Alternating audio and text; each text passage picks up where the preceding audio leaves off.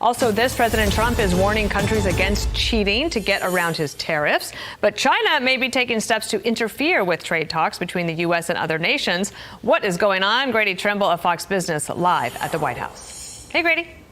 Hey, good morning, Dana. China says that if the U.S. makes any deals at the expense of China, then it's going to, quote, take countermeasures in a reciprocal manner. And some experts are warning that Beijing could try to strike deals with European countries, for example, that are too good for those countries to refuse at the expense of the United States. But President Trump doesn't seem deterred from his plan, posting on Truth Social about the countries trying to reach agreements with his administration, saying, "It's good to see that the world knows we are serious, because we are. They must right the wrongs of decades of abuse, but it won't be easy for them. But for those who want the easiest path, come to America and build in America."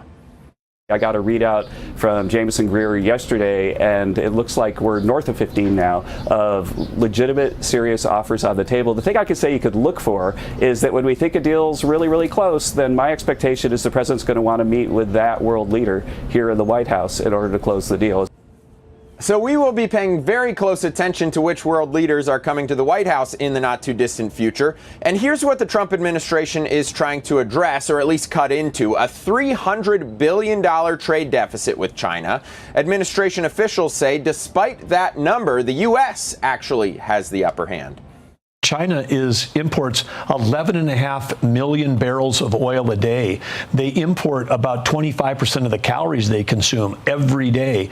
And so when we think about the U.S. and us as being a superpower, we're an energy superpower, we're a food superpower, and China is highly dependent.